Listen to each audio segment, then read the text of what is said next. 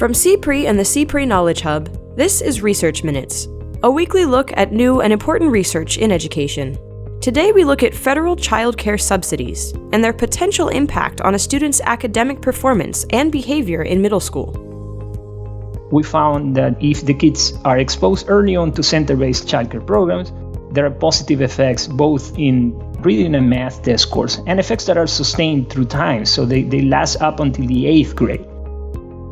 We welcome Wladimir Zanoni, consultant with the Inter-American Development Bank and co-author of a new study examining the influence of those subsidies utilized by hundreds of thousands of low-income families across the U.S. Zanoni joins CPRE Knowledge Hub managing editor Keith Heumiller to discuss his findings and some important implications for early childhood policy and future research. I think that we have underestimated the power of licensed home care. So home care provided for families, if they're well structured and supervised and they have some kind of standards, it's possible that we can exploit the potential of this type of arrangement to foster child development among low-income working families. That's right now on Research Minutes.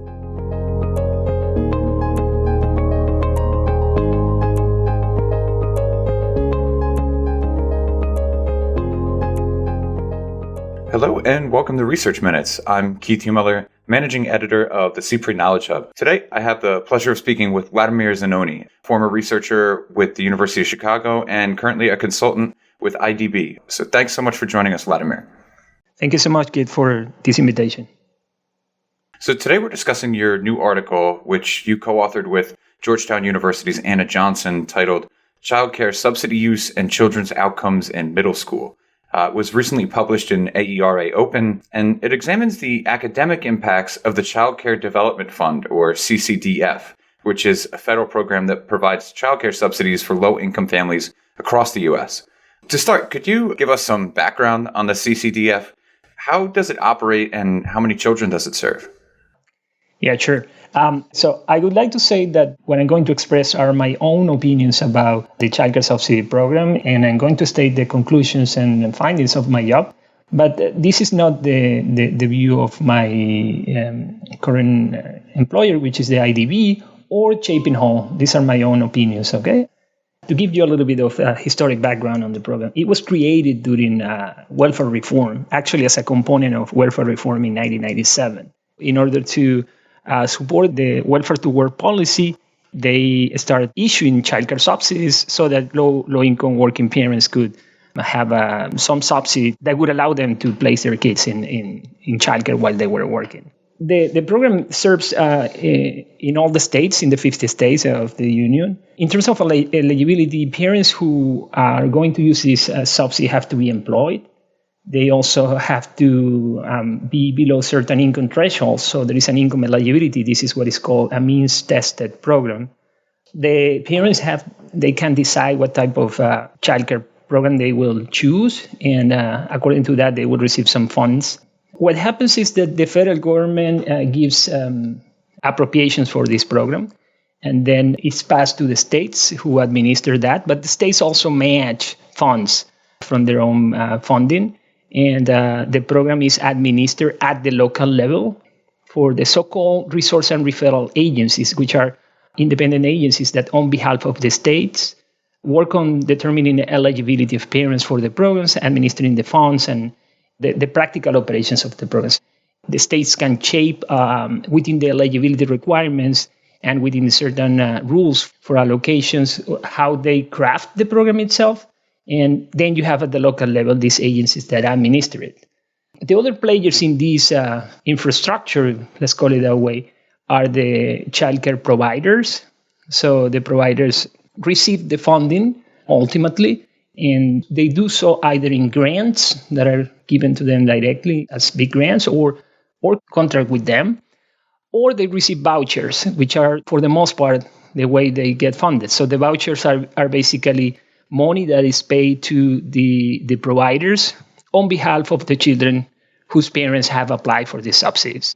And the providers are not only centers. You have home-based care, some of which is licensed, some of which is not. And then you might also pay for your own relatives to take care of children in certain states, like in the state of Illinois, that's the case, and in some other states is like that. In terms of operations, parents have to be employed in order to apply for this subsidy. So basically what they do is that they apply through the resource and referral agencies. They send all paperwork about their employment, and then these agencies determine eligibility of the parents and then administer the payments. It varies with the number of children that you have under the subsidy. It varies with your income, and it has an associated co-payment. So parents have to co-pay with the subsidy to afford the childcare they are aiming for. In terms of the number of children that use this program on a monthly basis, so on average, it's about 1.3 million children. This joins nearly 800,000 families across the country. 45% of these families are below the federal poverty line, which is currently nearly $20,000. And you have 30% of them who are between 100 and 150% of the federal poverty line. About a third of the children who benefit from this program are less than 3 years old. You have around another 28% of the children who are ages 3 to 4. And the rest is children that are older, because the subsidy, by the way, covers from 0 to 13 years old. It's not only dedicated to early childhood years, despite the fact that our research focuses on those years. What was it that led you to conduct this study?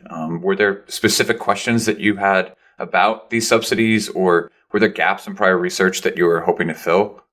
Well, this might be unusual, but I want to throw a personal note on this. I came to the United States with a Fulbright scholarship as a grad student. And during my grad studies, my first son was born. And I was a student at the University of Chicago, receiving a stipend, and I was married. And I clearly was a low-income student. And then I qualified for childcare subsidies. We really needed. And then I went ahead and applied. For a very brief span of time, I was a beneficiary of the CCDF program myself. So as a social researcher, it raised my interest in the program. That combined with the fact that I took classes with Professor Jim Heckman and the late Professor Gary Becker at the University of Chicago about the importance of investing in human capital and how important it is to make those investments early on in the lives of children. So these two things sort of really make me interested in the program. Just to find that, how little we have researched in terms of the impact that this program has on child development. So those three things really made me very interested in this topic.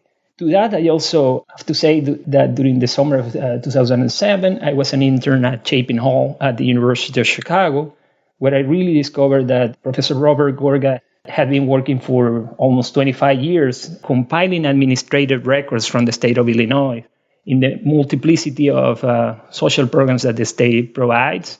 And Chapin Hall was some kind of a stewardship of data.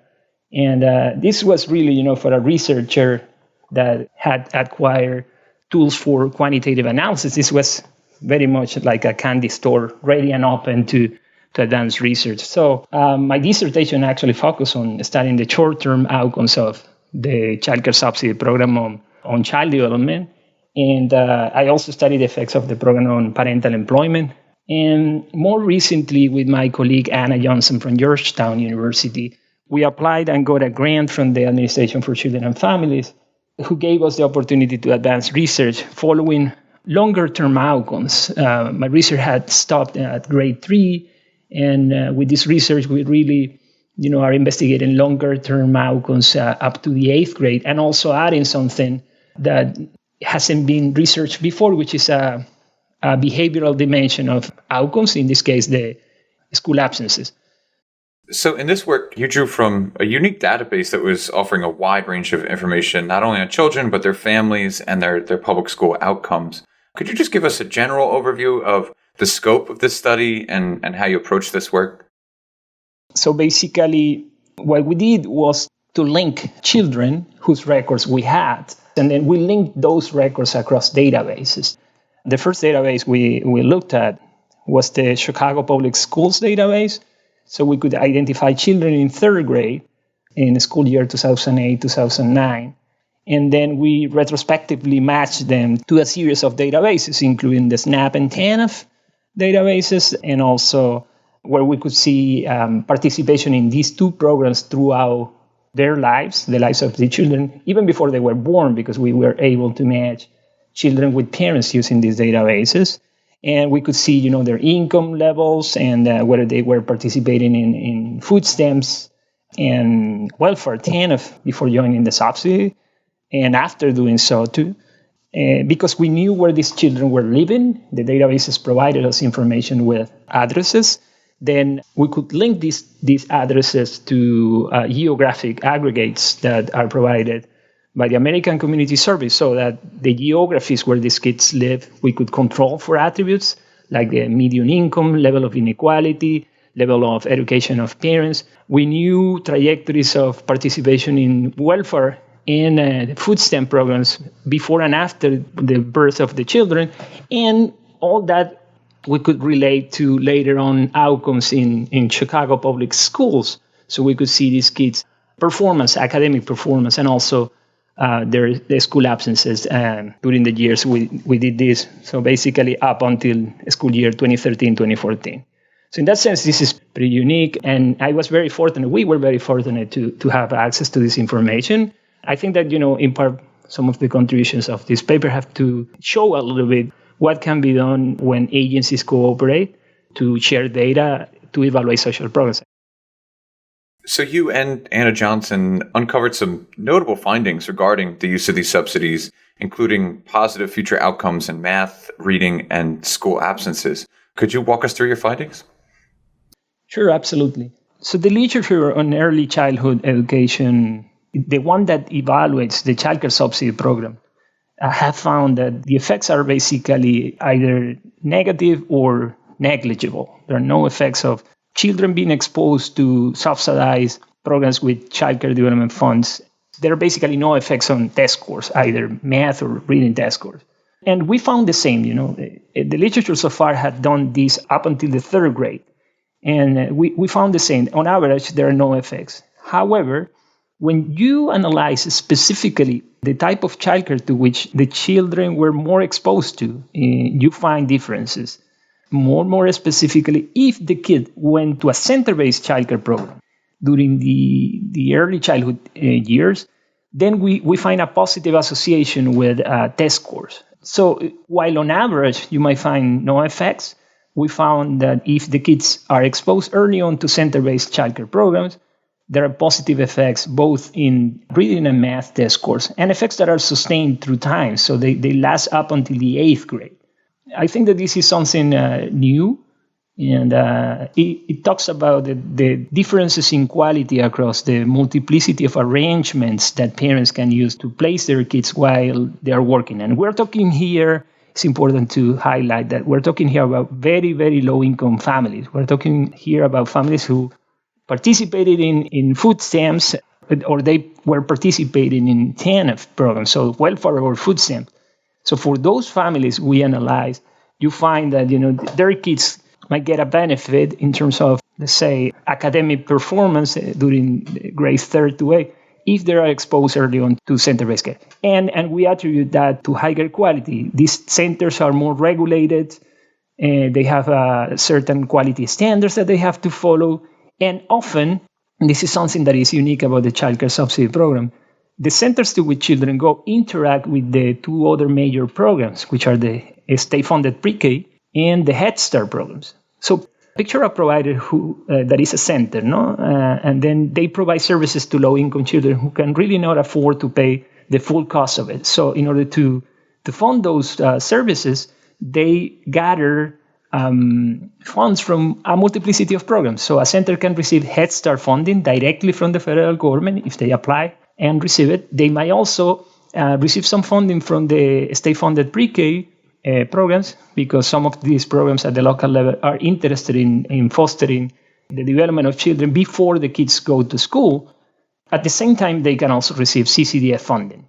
So associated to each one of these funding streams, there is a series of regulations. The Head Start has some very, very stringent regulations about structural aspects of quality and caregiver-student ratio, and the state-funded pre-K programs have a lot of regulations as well in terms of physical space, how to use a space. And the CCDF has its own, no?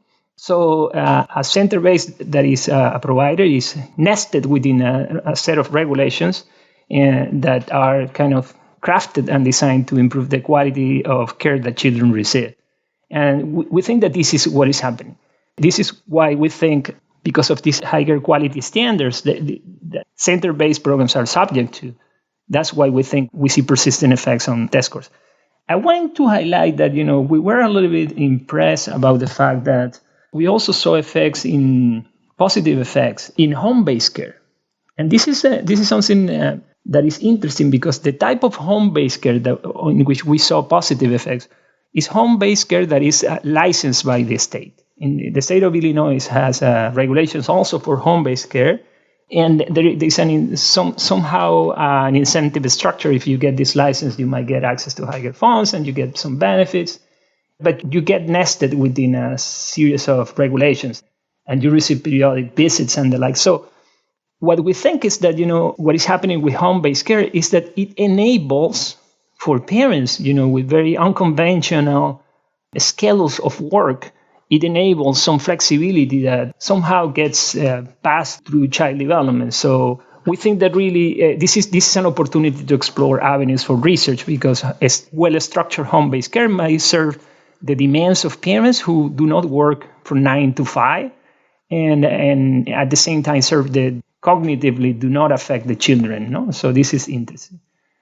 Now, what we think is the most remarkable finding of our research is the fact that, it's been studied that behavioral effects of early childhood programs you don't see them very early on when you measure the effects of the programs. However, they resurface later on, and there are several hypotheses why would this be the case. So school absences in our research are conceptualized as to try to understand whether the childcare subsidy program is affecting the non-cognitive aspects of behavior in children. We didn't find effects in the early years of schools, 3rd, 4th, 5th, 6th.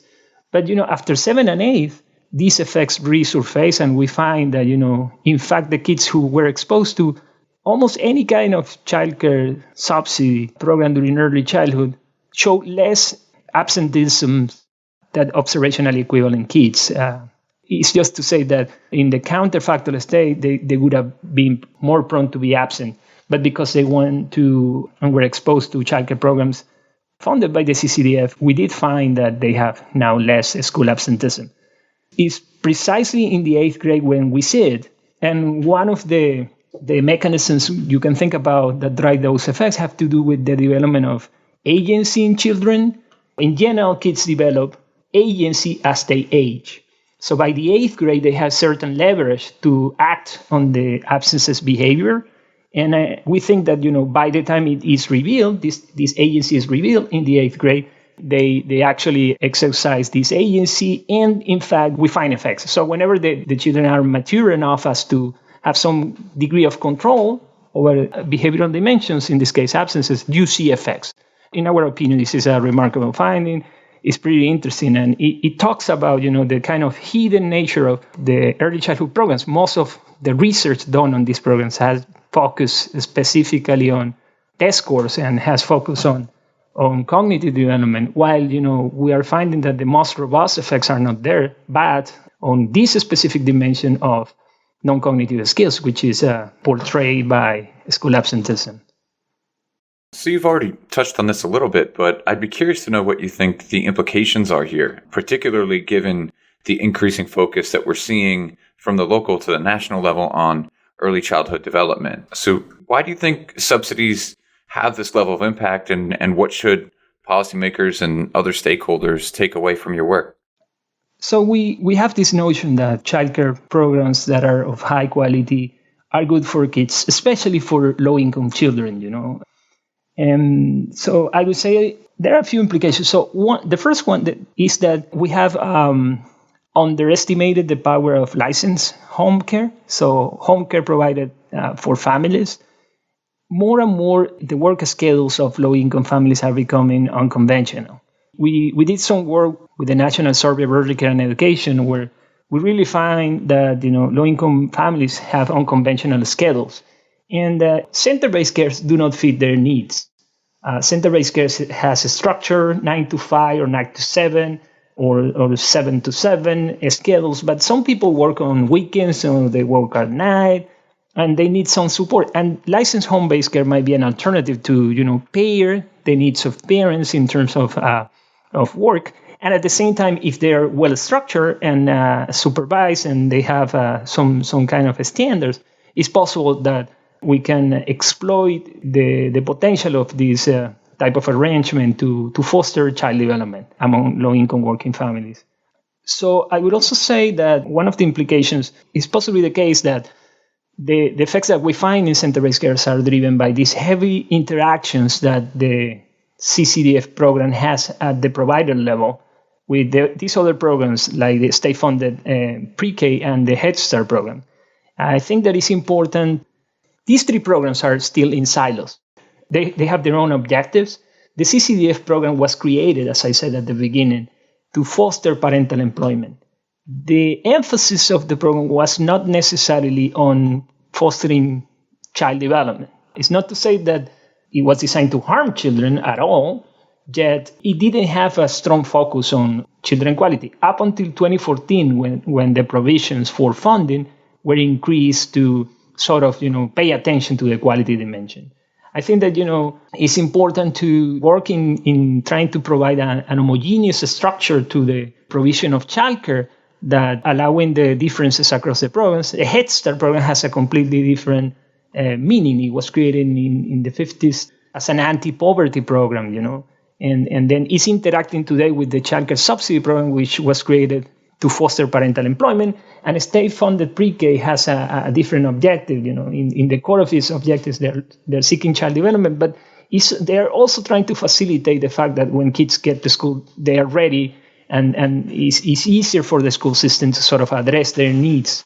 So I think that, it's important to think about the implications that we have to have a very simple and straightforward way of doing provision of childcare, which many states have been working on. The state of Illinois, to begin with, has been very active in trying to homogenize criteria for quality, set standards and the like. No, I also think, the impact that we find on absences when kids don't go to school, then they don't receive the instruction that you have received. At the same time, absences, portray behavior.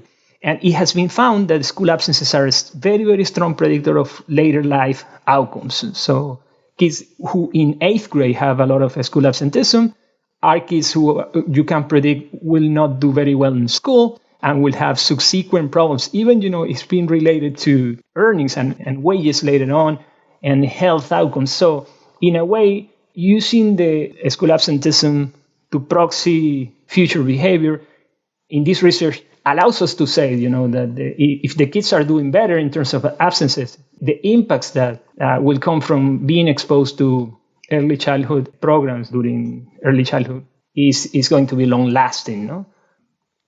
There is an issue here because in this research, we mostly focus on the effects on children. But, in as much as there is a claim that this program supports parental employment, the extent to which the returns to experience associated to parents participating in the labor market, subsidized somehow so that they can place their kids in childcare programs, is still out. So I think that, it's still to be seen whether social mobility has been promoted for the generation of parents who apply and use this program.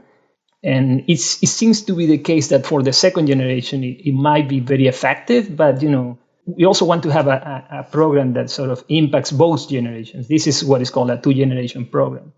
You have the first generation, the parents who are using the subsidy to go to work, and then you want to try to promote upward social mobility through employment.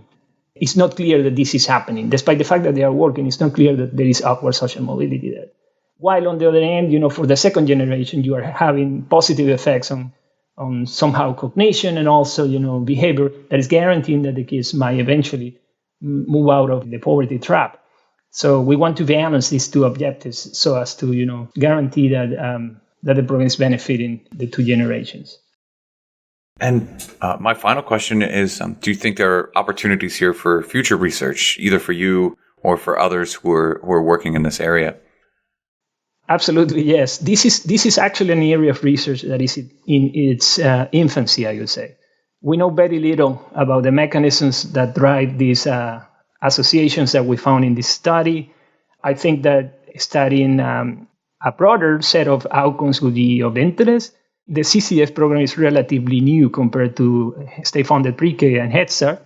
It has 22 years. It was created in 1997. So, but as these kids get older and older, we can do more to try to understand how the program through time has been affecting them, So the kids who were, let's say, 3 years old in 1997, today are entering the labor market and kind of finishing their basic educational trajectories, if they went to college and all that. So they are starting to mature into the labor market. So labor market outcomes, health outcomes, incarceration. So there is a multiplicity of dimensions of behavior and results in life that can already be investigated. Of course, this requires an enormous degree of collaboration across agencies in different states in order for researchers to be able to exploit these dimensions. I also think that there is, as I said a little bit, there is a space for looking at whether there are differential effects on whether the kids enter the program at very early ages as opposed to later ages. And by that, I mean, before the age of 3, kids are still working in developing language. And there is some hypothesis according to which being exposed to these programs early on might be more beneficial than later on. We don't know much about that. I mean, we can extrapolate about other programs, but the interesting aspect of the CCDF is that it's unique on the fact that parents have to be employed, because you have to make a joint choice of going to work, choosing to use the Childcare Subsidy program, within the Childcare Subsidy program, deciding what type of childcare you will use. It's not the same thing as saying, okay, I'm gonna enroll my kid in this Head Start program, which is within my neighborhood. It's a different process, and then modeling it and understanding the implications of those choices requires dedicated work. So I see a lot of avenues for future research in trying to understand multiplicity of dimensions along this line. Of course, we as researchers we hope that states become more and more interested in providing evidence of the impacts of their programs and at the same time, open windows of opportunity that by taking care of the privacy of the families and being very serious about the identifying information of people, allow researchers to go about investigating how is the CCDF program affecting the lives of children and families. Well, Wladimir, this is incredible work, and I would encourage all of our listeners to go and read the full article. Again, it's titled Childcare Subsidy Use and Children's Outcomes in Middle School, and it was recently published in AERA Open. Wladimir Zanoni, thanks so much for joining us today. Thank you very much. Thanks for listening to this week's Research Minutes, presented by the CPRE Knowledge Hub. For more episodes of this podcast, or to subscribe to this series, visit us at researchminutes.org. To share thoughts on today's episode, or to suggest future topics, follow us on Twitter at CPRE Hub. That's CPRE Hub.